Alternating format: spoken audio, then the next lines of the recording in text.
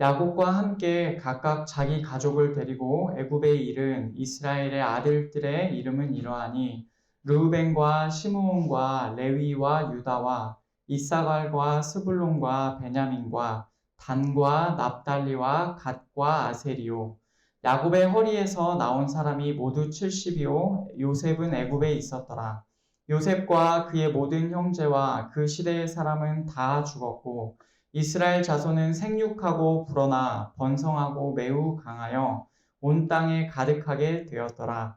요셉을 알지 못하는 새 왕이 일어나 애굽을 다스리더니 그가 그 백성에게 이르되 이 백성 이스라엘 자손이 우리보다 많고 강하도다. 자, 우리가 그들에게 대하여 지혜롭게 하자. 두렵건대 그들이 더 많게 되면 전쟁이 일어날 때에 우리 대적과 합하여 우리와 싸우고 이 땅에서 나갈까 하노라 하고 감독들을 그들 위에 세우고 그들에게 무거운 짐을 지워 괴롭게 하여 그들에게 바로를 위하여 국고성 비돔과 람셋을 건축하게 하니라. 그러나 학대를 받을수록 더욱 번성하여 퍼져나가니 애굽 사람이 이스라엘 자손으로 말미암아 근심하여 이스라엘 자손에게 이 일을 엄하게 시켜 어려운 노동으로 그들의 생활을 괴롭게 하니 곧 흙 이기기와 벽돌 굽기와 농사의 여러 가지 일이라.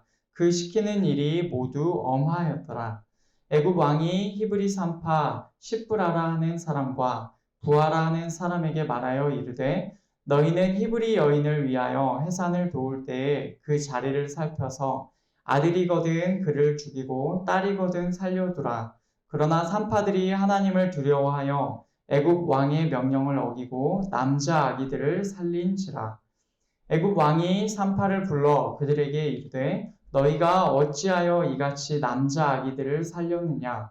산파가 바로에게 대답하되 히브리 여인은 애굽 여인과 같이 아니하고 건장하여 산파가 그들에게 이르기 전에 해산하였더이다 하매 하나님이 그 산파들에게 은혜를 베푸시니 그 백성은 번성하고 매우 강해지니라. 그 산파들은 하나님을 경외하였으므로 하나님이 그들의 집안을 흥왕하게 하신지라. 그러므로 바로가 그의 모든 백성에게 명령하여 이르되 아들이 태어나거든 너희는 그를 나일강에 던지고 딸이거든 살려두라 하였더라. 아멘. 오늘부터 저희는 한동안 출애굽기 말씀을 함께 듣게 될 것입니다. 출애굽기는 아브라함과 이삭과 야곱으로 이어지는 그 가문이 어떻게 애굽에서 큰 민족을 이루게 되었고 애굽에서 어떻게 나오게 되었는지 그 내용이 담겨 있습니다. 하나님께서 이스라엘 백성을 애굽 종살이로부터 구원하시는 이야기예요. 히브리서를 통해서 우리의 구원이 어디에서 나오는지를 우리가 보았다고 한다면 출애굽기를 통하여서는 구체적으로 하나님께서 어떻게 구원을 이루어 가시는지를 우리가 볼 수 있을 것입니다. 이 하나님의 구원 역사 이야기를 저희가 앞으로 함께 말씀에서 배워가고자 합니다. 오늘 말씀은 출애굽기의 맨 첫 부분 1장의 말씀인데요. 크게 세 부분으로 나눌 수 있습니다. 1절부터 7절까지의 말씀, 그리고 8절부터 14절까지의 말씀, 마지막으로 15절부터 22절까지의 말씀, 이렇게 세 부분으로 나눌 수가 있습니다. 먼저 첫 부분 1절부터 7절까지는요. 야곱의 아들들이 애굽으로 와서 그 수가 많아져서 큰 민족이 되는 과정을 보여주고 있습니다. 그 다음으로 나오는 8절부터 14절은 요셉을 알지 못했던 새로운 애굽 왕이 등장합니다. 그래서 그가 이스라엘 민족을 노예로 삼는 과정을 보여줍니다. 마지막 부분은 히브리 산파들의 이야기가 나오죠.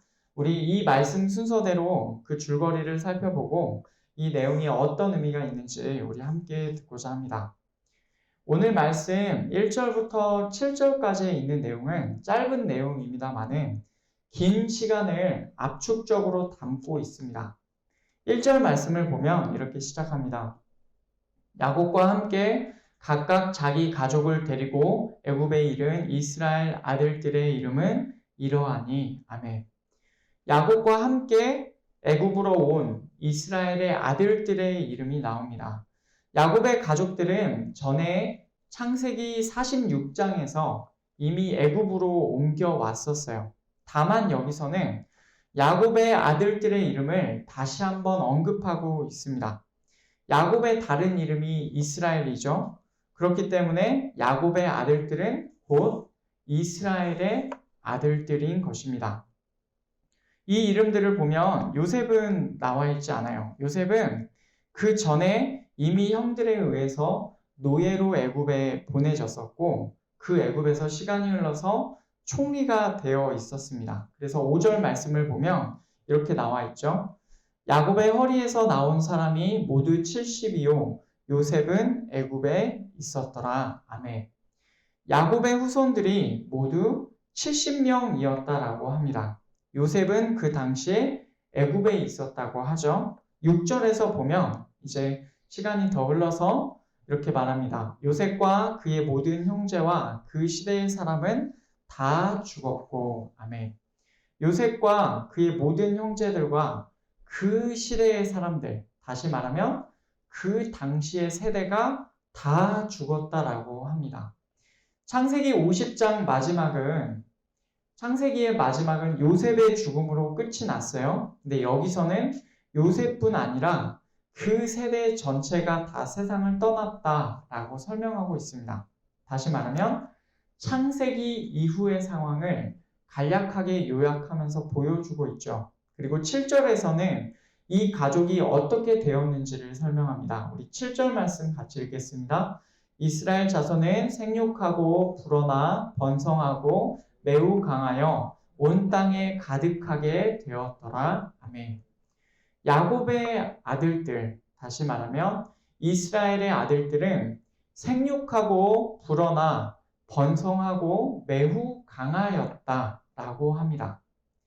이들은 다산하였어요. 아이들을 많이 낳았고 사람들이 넘쳐났으며 그 수가 엄청나게 많아졌습니다. 비슷한 표현을 3번이나 반복하면서 결과적으로 강조하는 것은 뭐냐면 이들이 매우 강해졌다라는 것입니다. 이제는 그래서 야곱의 가족 정도가 아니라 이스라엘 민족이라고 불리는 것이 더 어울릴 정도가 되었습니다. 결국 그들이 거하던 애굽의 땅은 그들로 말미암아 가득 채워졌다라고 그렇게 말하고 있죠. 여러분 여기까지 보면 출애굽기 1장 첫 부분은 창세기의 내용을 잘 이어받아서 야곱 가족이 애굽 땅에서 번성하게 됐다는 것, 그리고 큰 민족 이스라엘이 되어 있는 상황을 잘 보여주고 있습니다. 그 이전의 상황과 그 다음에 이어지는 상황의 연결고리 역할을 짧지만 잘 보여주고 있죠. 이제 8절부터는 본격적인 사건이 시작이 됩니다. 8절부터 14절까지의 말씀에서는 새로운 왕이 일어납니다. 그래서 그 왕이 이스라엘을 억압하는 과정이 나오죠. 우선 8절 말씀을 보면 이렇게 되어 있습니다. 요셉을 알지 못하는 새 왕이 일어나 애굽을 다스리더니 아멘. 분위기가 바뀌었습니다. 요셉을 알지 못했던 새로운 왕이 애굽 위에 일어났다라고 합니다. 여러분 이 구절을 보면서 다소 얼마간 의문이 듭니다. 어떻게 애굽과 주변 나라 사람들을 흉년 가운데에서 건져낸 총리 요셉을 어떻게 모를 수가 있을까요? 이것은 이럴 것입니다. 아마도 요셉 당대에 기존 왕가의 정통을 이은 왕이 아니라 새로운 정권에서 세워진 왕일 것입니다. 새로운 세력이 정권을 얻게 되면 지나간 정권은 왜곡되거나 아니면 잊혀질 가능성이 크죠. 그런 점에서 요셉을 몰랐다라는 점이 이해가 되곤 합니다.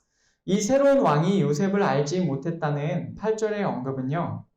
요셉이 속한 민족을 특별하게 대우할 이유가 없다라는 것과 같습니다. 요셉이 세운 공적들, 그래서 바로왕이 요셉을 어떻게 대우했는지, 그리고 그를 얼마나 위대하게 바라보는지 이런 것들이 더 이상 의미가 없다라는 말이기도 합니다. 9절과 10절에서 이 왕은 이렇게 반응합니다. 9절 10절 말씀, 그가 그 백성에게 이르되 이 백성 이스라엘 자손이 우리보다 많고 강하도다. 자, 우리가 그들에게 대하여 지혜롭게 하자.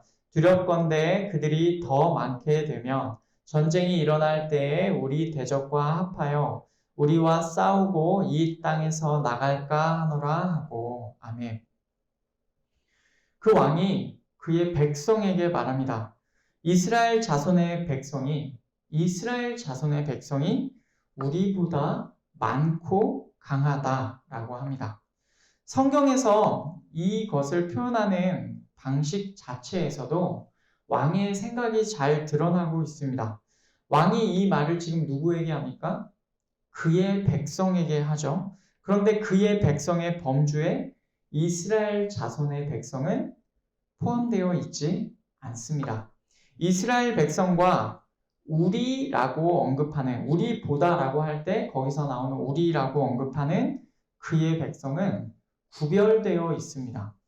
그들이 우리보다 많고 강하다라고 하죠. 여러분 생각해보면 이스라엘 백성 또한 그 나라 애굽에 있는 사람들 아닙니까? 그런데 새로운 왕의 관점에서는 이들이 잠재적인 대적일 뿐입니다. 그들이 더 많아지게 된다면, 지금도 많은데 지금보다 더 많아지게 된다면, 그리고 그러는 중에 전쟁이라도 일어나게 된다면 왕의 생각에는 이들이 대적의 편에 붙었으면 붙었지 자신의 편에 붙을 것이라는 생각을 할 수가 없는 것입니다. 여기에까지 생각이 미친 왕은 이 일을 대비하기 위해서 첫 번째 대책을 내어놓습니다. 그것은 무엇이냐면 그들을 억압하면서 노예로 삼는 일이죠. 이스라엘 백성에게 짐을 지우고 노역을 감당하게 하면서 그들 위에 관리들을 세워서 감독하게 하였습니다. 이들은 나라의 저장소가 있는 성, 다시 말하면 국고성이라고 하죠. 이 국고성을 바로를 위해서 쌓아야 했습니다. 여기서 바로는 그 왕의 이름이 아니라 그 애굽 왕의 호칭이죠. 우리가 잘 알고 있는 대로 파라오라고도 합니다. 그렇게 비돔과 라암셋, 이 두 국고성이 이스라엘 백성에 의하여서 건축이 됩니다. 그런데 정작 바로의 계획과는 너무나도 다르게 상황이 흘러가죠. 그 내용이 12절에 나옵니다. 그러나 학대를 받을수록 더욱 번성하여 퍼져나가니 애굽 사람이 이스라엘 자손으로 말미암아 근심하여. 아멘. 애굽 사람들이 이스라엘 백성을 억압하면 할수록 그들이 더 많아지고 더 퍼져나가는 것입니다. 애초에 이스라엘 백성이 많고 강하였어요. 그렇기 때문에 그들을 억압하려고 했던 것인데 상황이 전혀 그들의 예측과는 다르게 더 안 좋게 흘러갔습니다. 이제 애굽 사람들은 어떻게 반응합니까? 이스라엘 자손 때문에 이스라엘 자손으로 말미암아 근심하게 되었다라고 합니다. 이제는 이스라엘 백성을 억압해봐도 이들이 더 많아지니까 이들을 바라보면서 두려움이 드는 겁니다. 잠재적인 위협이 이제는 더욱 모습을 드러낸 실체를 가진 위협처럼 느껴졌을 것이죠. 그 반응으로 이제 애굽 사람들은 어떻게 하냐면 이스라엘 자손에게 더욱 엄하게 일을 시킵니다. 그들의 삶을 더욱 힘들게 만드는 것입니다. 이제는 흙 이기기와 벽돌 굽기, 들판에서 하는 모든 일들까지도 이스라엘 백성에게 시켰어요. 노동의 강도가 이전과 비교해 볼 때 훨씬 더 폭력적으로 바뀌었어요. 여기까지 8절부터 14절까지의 내용을 보면 요셉을 알지 못했던 애굽의 새로운 왕이 그들에게 위협적이었던 세력, 큰 백성 이스라엘을 폭력적인 노역을 부과하였죠. 그래서 이 방법으로서 그들을 억압하였습니다마는 그들의 뜻대로 일이 되지 않았다라는 내용이었습니다. 이제 15절부터는 그 왕의 새로운 대책, 그 왕의 새로운 대책을 내어놓는 것이 나옵니다. 15절부터 22절까지의 말씀에서 이제 그 내용이 나오는데 여기서는 새로운 사람이 등장합니다. 이들은 산파입니다. 이 산파라는 단어 자체가 성경 전체에서 거의 별로 나오지 않는 단어입니다. 여기서 근데 유독 많이 나오죠. 산파라는 단어가. 애굽 왕이 이스라엘 백성의 수를 제어하기 위해서 산파들을 이용합니다. 이 방법이 애굽 왕에게 있어서는 새로운 방법이었죠. 시행에 옮기는데 그 내용이 15절, 16절에 나옵니다. 제가 읽겠습니다. 애굽 왕이 히브리 산파 시브라라는 사람과 부하라는 사람에게 말하여 이르되 너희는 히브리 여인을 위하여 해산을 도울 때에 그 자리를 살펴서 아들이거든 그를 죽이고 딸이거든 살려두라. 아멘. 여러분, 이 산파들이 누굽니까? 히브리 사람들이에요. 다시 말하면 이스라엘 백성이라는 것입니다. 이들의 이름은 시브라와 부하였어요. 이들의 이름까지도 나올 정도로 구체적으로 기록을 하고 있는데 왕이 직접 이들에게 말을 하였습니다. 너희가 히브리 여자들의 출산을 도울 거 아니냐?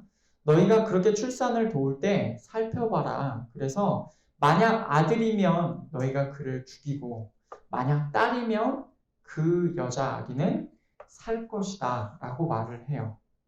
왕은 태어난 남자 아기를 이렇게 제거하면 시간이 지나 그 민족의 수가 줄어들 것으로 기대하였던 것 같습니다. 그래서 이스라엘 백성의 산파들에게 명령한 것이겠죠. 이번에는 제법 성공 가능성이 높은 제법 그럴듯한 계획으로 보입니다. 그런데 또 문제가 발생했어요. 그 문제는 산파들에게 있었습니다. 17절 말씀을 보면 그러나 산파들이 하나님을 두려워하여 애굽 왕의 명령을 어기고 남자 아기들을 살린지라. 아멘. 이 산파들이 애굽 왕의 명령을 어겼던 것입니다. 이들이 왜 이렇게 행동하였습니까? 내면적인 이유는 이들이 하나님을 경외하였기 때문입니다. 이들이 하나님을 두려워하여 이들이 하나님을 경외하여서라고 밝혀주고 있어요. 다만 애굽 왕이 그들을 불러서 애굽 왕이 이 일을 알게 됩니다. 그래서 이들을 불러서 왜 이 일을 행하여서 남자아이들을 살렸냐라고 질문을 던져요. 이때 이들은 표면적으로는 다른 변명을 댑니다. 19절 말씀. 산파가 바로에게 대답하되 히브리 여인은 애굽 여인과 같지 아니하고 건장하여 산파가 그들에게 이르기 전에 해산하였더이다. 아멘. 아멘. 이들이 대답하기를 히브리 여자들은 애굽 여자들과 같지 않아서 건장하다라고 합니다. 산파가 그녀들에게 가기 전에 이미 출산한다라는 것이죠. 이 말이 사실일 수도 있지만 맥락상으로 볼 때 사실은 아닌 것으로 생각이 됩니다. 분명한 사실은 뭐냐면 이 산파들이 하나님을 두려워하여서 이스라엘 백성의 남자아이들을 살린 것이죠. 이스라엘 백성의 남자아이들을 죽이는 것이 하나님의 뜻에 반한다는 것, 하나님께서 기뻐하시지 않다라는 사실을 이들은 알고 있었어요. 이들은 하나님을 두려워하였기 때문에 그래서 왕의 명령을 어길 수밖에 없었던 것입니다. 여러분, 이 일이 있은 뒤에 어떻게 되었을까요? 20절과 21절의 말씀을 보면 이렇게 말씀합니다. 하나님이 그 산파들에게 은혜를 베푸시니 그 백성은 번성하고 매우 강해지니라. 그 산파들은 하나님을 경외하였으므로 하나님이 그들의 집안을 흥왕하게 하신지라. 아멘. 하나님께서 그 산파들에게 은혜를 베푸셨어요. 직역하면 하나님께서 그 산파들에게 선을 행하셨습니다. 동시에 그 백성, 이스라엘 백성은 많아졌고 매우 강해졌다라고 하죠. 왕이 대책을 세워서 막고자 했었던 것과 정반대의 상황으로 흘러가고 있습니다. 21절 말씀에서는 산파들이 하나님을 경외하였을 때 하나님께서 그들의 집안을 흥왕하게 하셨다. 그렇게 언급하죠. 그리고 마침내 애굽 왕 바로는 마지막 대책을 내어놓습니다. 그 내용이 22절에 나옵니다. 그러므로 바로가 그의 모든 백성에게 명령하여 이르되 아들이 태어나거든 너희는 그를 나일강에 던지고 딸이거든 살려두라 하였더라. 아멘. 이번에는 그의 모든 백성에게 명령합니다. 모든 태어난 아들은 나일강으로 던져라 라고 하고 그 모든 딸은 살리라 라고 합니다. 이렇게 애굽 왕은 히브리 산파들을 통해서 이스라엘 백성의 수를 줄여보려고 하였지만 실패하였죠. 결국 이제 마지막으로 모든 백성이 남자아이를 나일강에 던져라 라고 하는 최후의 방법까지 나오게 되었습니다. 여러분, 이것으로써 2장에서 모세의 이야기가 나오게 되는 배경이 갖추어집니다. 오늘 말씀의 이 줄거리를 되돌아보면 출애굽기 1장 말씀은 앞에서 언급했던 대로 연결고리 역할을 합니다. 창세기의 내용을 이어받아서 아브라함과 이삭과 야곱의 자손, 즉 이스라엘의 아들들이 어떻게 큰 민족 이스라엘이 되었는지를 보여주고 있습니다. 그리고 야곱의 가족들이 어떻게 애굽 땅에서 좋게 시작을 했는데 어떻게 노예 생활로 바뀌게 되었는지를 보여주고 있습니다. 또한 노예 생활로부터 하나님의 종 구원자 모세가 어떻게 세워지게 되는지 그 방향도 비추어 주고 있습니다. 이렇게 출애굽기 1장은 그 방향성 차원에서 아주 중요한 내용을, 필수적인 내용을 담고 있습니다. 그런데 이 말씀은 단지 방향성 차원에서 뿐만 아니라 내용 자체에서도 의미가 있어요. 오늘 말씀에서 나오는 사람들을 보면 크게 세 부류로 나눌 수가 있죠. 이스라엘 백성이 나오고 애굽 왕이 나옵니다. 그리고 히브리 산파들이 나옵니다. 이스라엘 백성이 어떤 사람인지는 오늘 말씀에서 강하게 초점을 두고 있지는 않습니다. 그 내용은 그 뒤에서 더 잘 나올 것입니다. 그렇기 때문에 그때 더 살펴보기로 하고 오늘은 애굽 왕과 그리고 히브리 산파들 이 둘을 비교하면서 한번 말씀의 의미를 살펴보고자 합니다. 애굽 왕은요, 아주 특징이 분명한 사람입니다. 이 사람은 눈에 보이는 현상 자체로 모든 것을 인식하고 판단하고 있어요. 자신의 백성이라고 생각하는 애굽 땅에 있는 사람들보다 이스라엘 백성이 더 많아졌다라는 생각이 듭니다. 그러자 이스라엘 백성을 잠재적인 위협으로 생각해 버려요. 그리고 그들에게 첫 번째 대응을 합니다. 노역을 부여하고 노예로 삼아버리는 것입니다. 하지만 억압을 받을수록 이스라엘 사람들이 더 많아지고 더 퍼져나가는 것을 발견하죠. 눈으로 봅니다. 그래서 노역의 범위를 확대하고 더 괴롭게 합니다. 그러면서 두 번째 대응을 하죠. 히브리 산파들을 시켜서 남자아이를 죽이도록 해요. 그런데 이번에도 좋은 결과는 나오지 않았습니다. 산파들이 자신의 명령대로 움직이지 않았고 이스라엘 백성은 더 많아지고 매우 강해졌어요. 그러자 이제는 아예 모든 백성에게 말하여서 남자아이가 태어나면 모두 나일강에 던져버리라 라고 말합니다. 애굽 왕은 이 모든 벌어지고 있는 상황에 관하여서 아무런 인식이 없습니다. 아무런 깊이 생각해 보지 않는 것이죠. 다만 눈으로 보이는 현상이 전부라라고 생각하면서 대응하고 있습니다. 그러면 산파들은 어떤 사람들입니까? 산파들은요, 애굽 왕과는 대조적인 사람들이에요. 이들은 눈에 보이는 현상 너머를 바라보는 사람들입니다. 왜 이스라엘 백성이 애를 많이 낳게 되고 이들의 수가 넘쳐나고 그래서 그 수가 아주 많아져서 이들이 정말 강해지는지 그들은 알았습니다. 여러분, 그 이유가 무엇입니까? 하나님께서 이스라엘 백성의 조상 야곱에게 하신 맹세 때문에 그렇습니다. 그 내용이 이스라엘 백성이 그 야곱의 아들들이 애굽으로 이주를 하는 창세기 46장 초반에 그 내용이 나옵니다.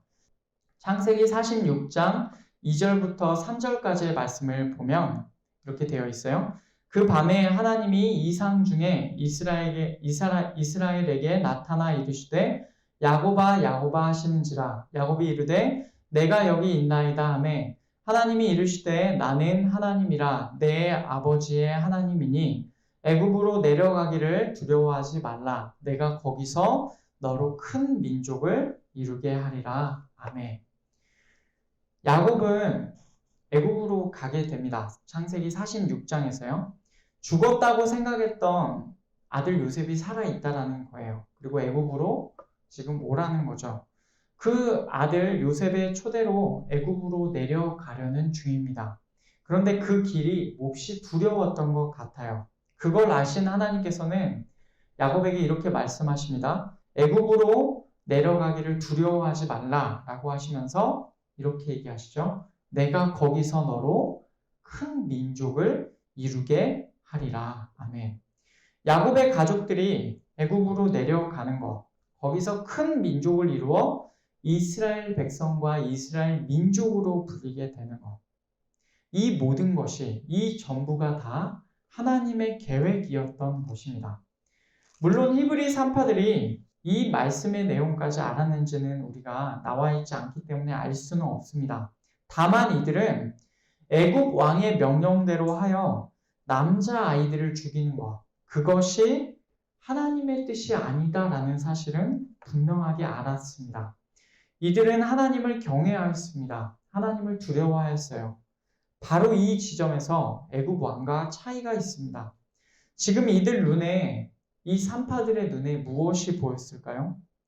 지금 애굽 왕과 대면하여서 애굽 왕의 명령을 직접 들었을 것으로 말씀을 보면 그렇게 되어 있는데 분노와 광기가 어린 애굽 왕의 눈빛이 보이지 않았을까요?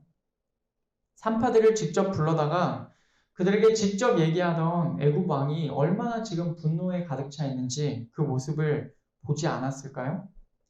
봤을 것입니다. 이들은 애굽 왕도 보았고 그의 분노도 가까이에서 보았을 것이에요. 그런데 이 여자들은 자기 눈에 보이는 그 사실들, 그 현상들 너머에서 그 왕보다 더 두려우신 하나님을 느꼈습니다. 자신들이 마땅히 두려워해야 할 대상은 눈에 보이는 왕보다 그 너머에 계시는 하나님이심을 이들은 알았던 것이죠.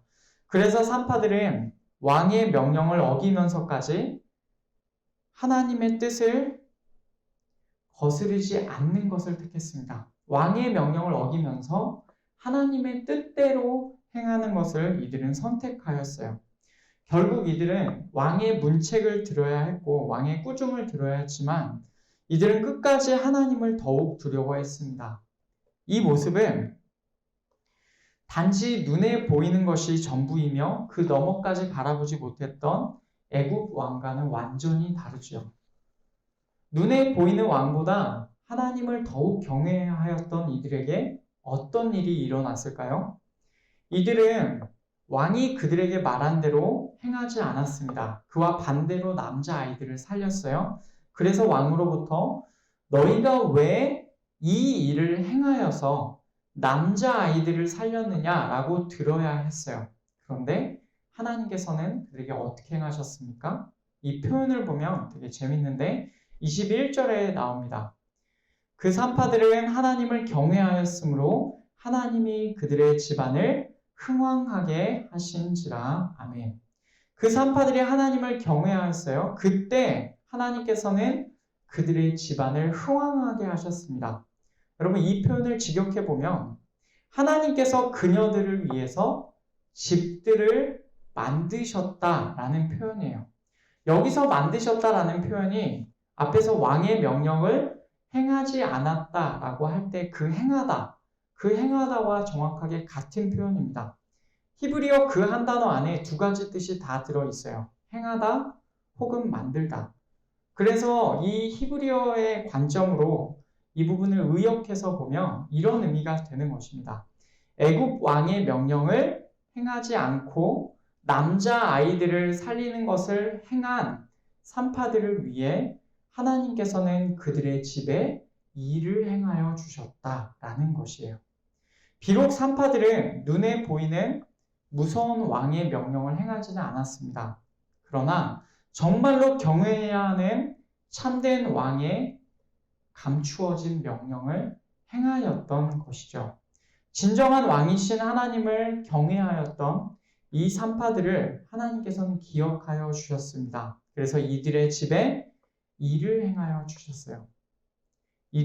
그들을 위해서 집을, 가정을 만들어 주셨습니다. 이 표현이 어떤 의미를 가지고 있는지 정확하게는 알 수 없지만 그들이 하나님을 경외하여 행하였던 것처럼 하나님께서도 그들의 집에 일을 행하여 주셨다라는 것은 우리가 알 수가 있습니다.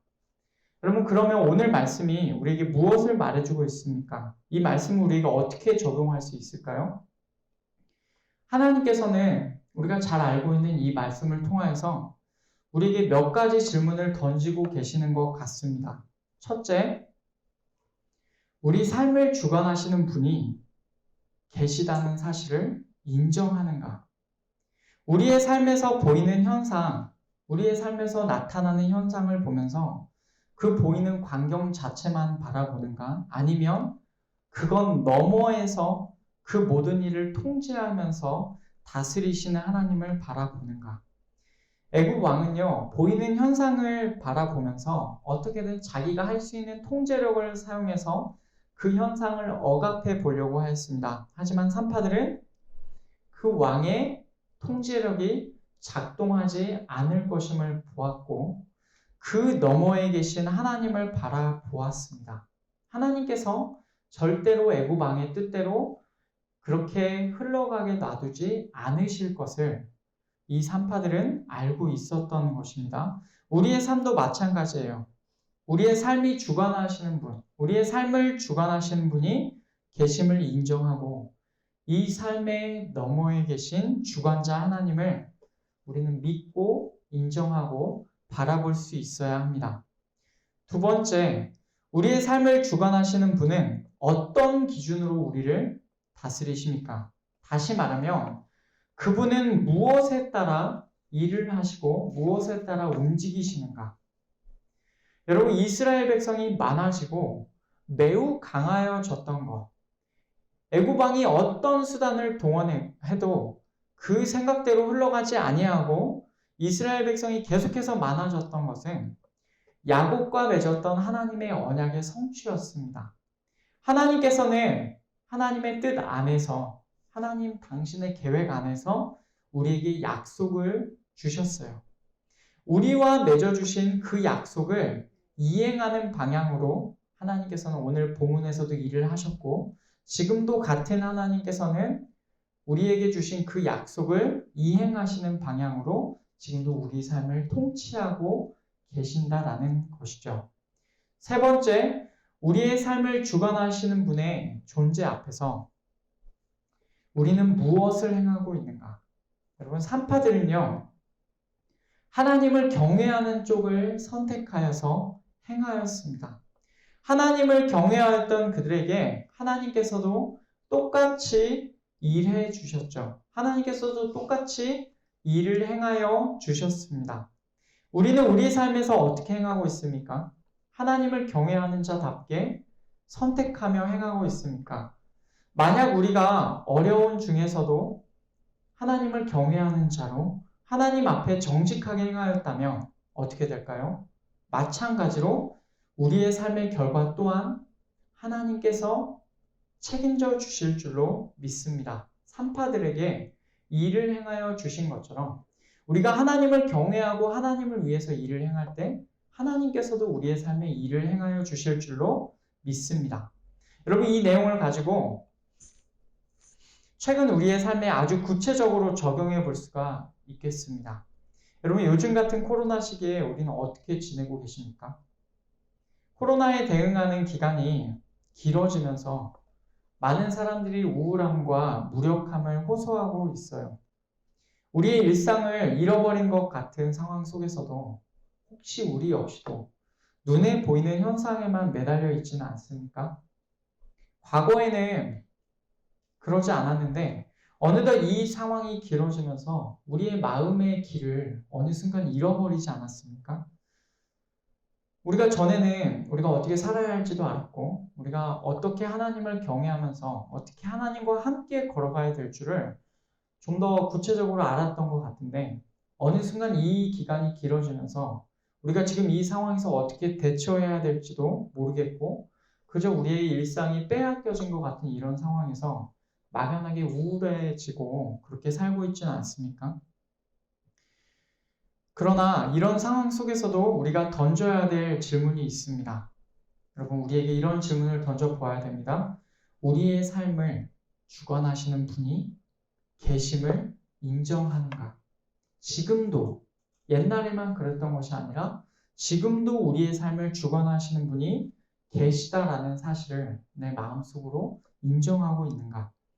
하나님께서 하나님께서 당신의 계획 안에서 우리를 통치하고 계심을 여전히 믿고 있는가? 여러분, 이 상황이 길어지면 길어질수록 우리의 믿음이 명확하게 드러날 것입니다. 우리가 우리의 삶을 통치하시는 하나님을 믿고 있는지, 우리가 그 하나님을 신뢰하고 있는지, 아니면 우리가 어느 순간 그 손을 놓아버렸는지. 하나님께서는 지금도 당신의 계획 안에서 언약을 성취하시는 방향으로 일하고 계십니다. 우리의 일상이 아무리 우울하고 무력하더라도 여전히 우리는 하나님의 통치와 언약과 계획 안에 있음을 믿어야 합니다. 다만 우리는 이런 상황에서 우리가 무엇을 행하여야 할지를 고민하여야 되는 것이죠. 이 와중에도 하나님을 가장 두려워하면서 우리의 왕이신 그분의 명령을 따라 행하는 쪽, 그 방향을 선택하고 있는가? 여러분, 이것을 우리에게 물어보아야 될 것입니다. 예배조차도 제대로 드리기 힘든 시절을 우리는 살고 있습니다. 그런데 있는 자리에서 여러분의 부르심이 어느 곳에 있든지 있는 그 자리에서 하나님을 경외하는 일을 잊지 마십시오. 눈에 보이는 일에 함몰되어서 우리의 진정한 왕이신 하나님을 잊는 자가 되지 않도록 그렇게 행하여야 될 줄 믿습니다. 말씀을 맺겠습니다. 하나님의 계획과 언약 아래에서 야곱 가족들은 애굽으로 이주하여서 큰 민족 이스라엘 백성이 되었습니다. 애굽 왕은 눈에 보이는 현상에만 집중하였고 그것에만 반응하였지만 히브리 산파들은 달랐죠. 이들은 눈에 보이는 것을 넘어서서 모든 것을 주관하시는 하나님을 경외하였습니다. 그래서 눈에 보이는 왕의 명령을 행하지 않았고 진정한 그 역사의 주인이시고 왕이신 하나님의 뜻을 행할 수 있었습니다. 그렇게 하나님을 경외하였던 자들에게 하나님께서는 그들의 집 가운데 일을 행하여 주셨지요. 이 시대를 살고 있는 우리도 하나님의 통치하심을 믿고 그분을 경외해야 할 것입니다. 눈에 보이는 일, 우리에게 닥쳐있는 현상들, 우리가 마주하고 있는 현실들, 그것을 넘어서서 모든 일을 지금도 우리 가운데 이루고 계시는 하나님을 믿고 신뢰하십시오. 지금 여러분이 당하고 있는 이 일도 우리는 다 알지 못하지만 하나님의 계획 가운데 있고 하나님께서는 지금도 우리를 통치하시고 다스리고 계시다라는 것이죠. 그분께서는 한치의 오차도 없이 당신의 완벽하신 계획을 이루고 계십니다.